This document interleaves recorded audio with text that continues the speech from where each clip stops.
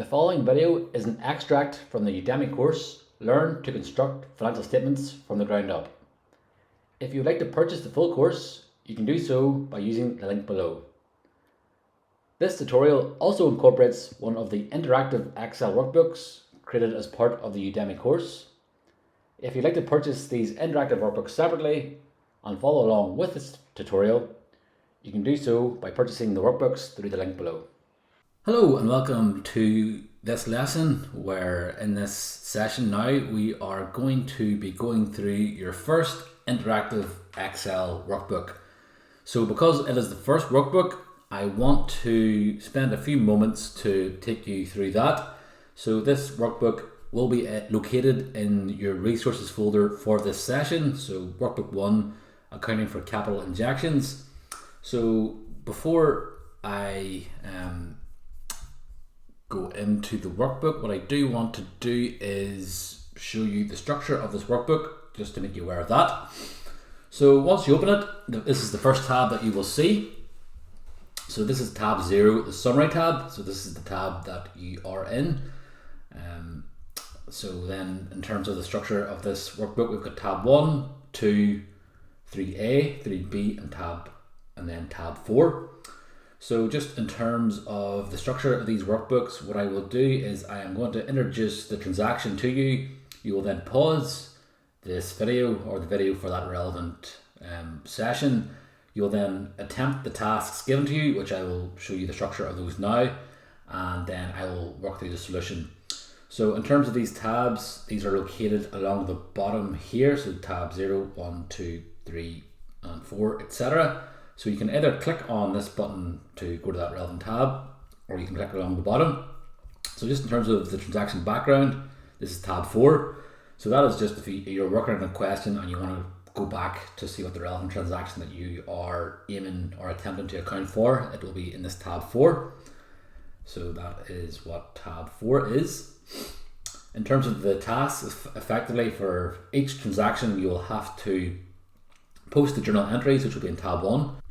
So if we click on tab 1, this is the template. The template is located here for each journal. So you'll need to post the relevant debits and credits. So the debits should equal the credits, and then for the relevant transaction. So that is effectively what you'll do in task 1 and tab 1. You will then move into tab 2. Within tab 2, you will have to reflect the relevant debits and credits within this trial balance in the relevant column for each workbook. So for example, workbook 1, you would reflect the debits and credits you created in tab 1 in this section here. So again, these should all net to 0. And then so for tab workbook 1, workbook 2, 3, 4, 5, 6, 7, etc. So the way this works is that this is the total column. So this will sum up all of your transactions as you go through them.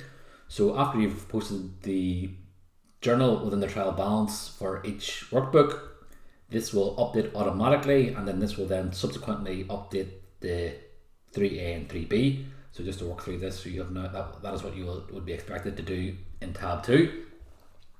Moving on to 3A and 3B, these are effectively the financial statements.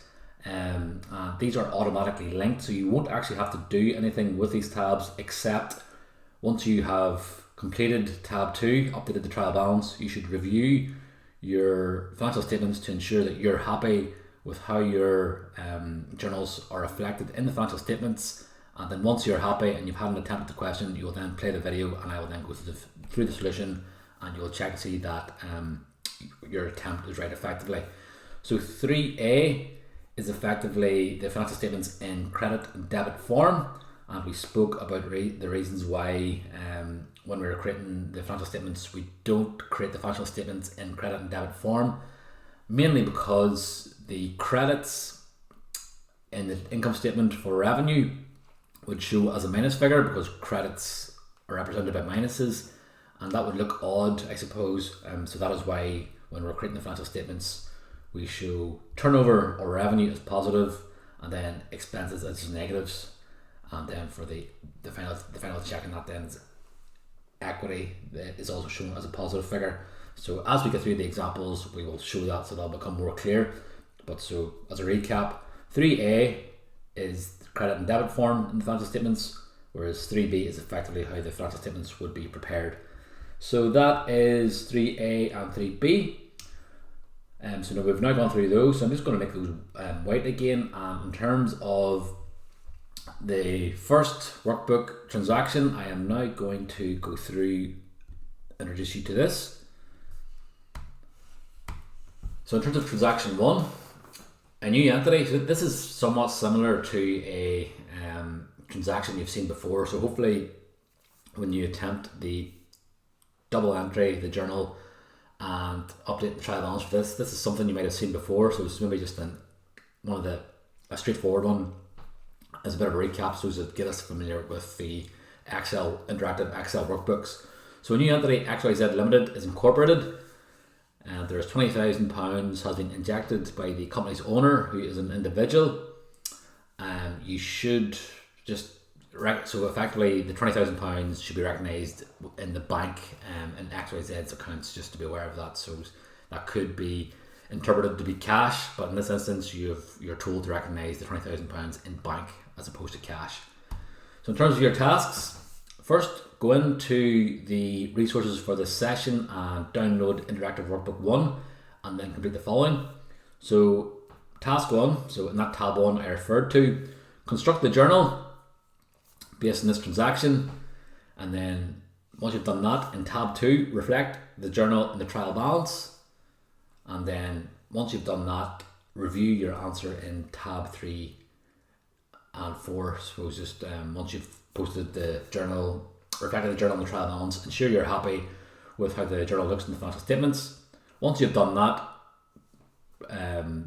so just pause the video and attempt that, and once you've done that, press play again, and then I'll work through the solution.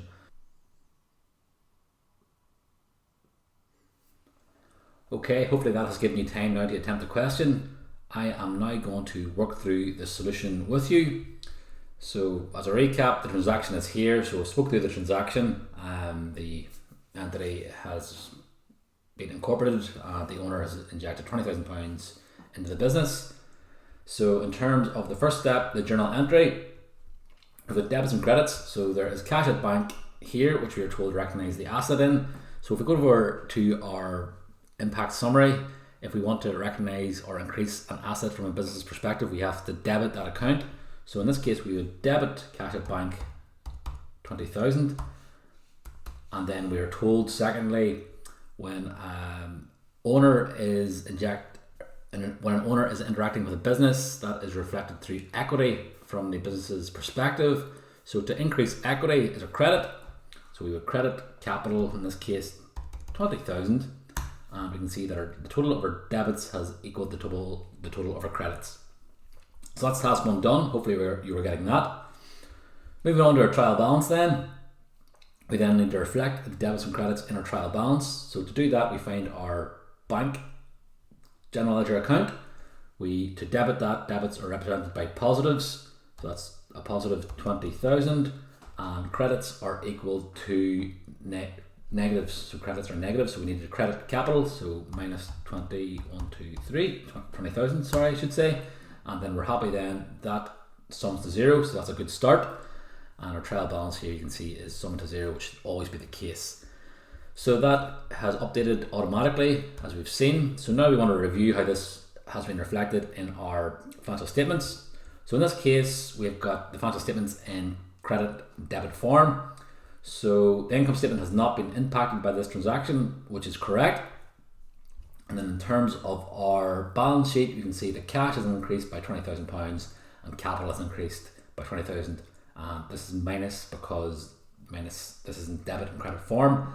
If we were preparing these financial statements for various stakeholders, we wouldn't want to show those negatives. So in this case, the income statement has not been impacted, but we want to show that shareholders' funds in a positive position, so that in this case is how the financial statements would be presented to management or end users. So that is us gone through our first interactive workbook. So perhaps a straightforward one, but it might not be. But hopefully the main point is, hopefully you now know how to reflect this transaction here in the financial statements. If you need to go back in this video and go through anything, please feel free to do that. Otherwise, I'll see you in the next video. Thank you.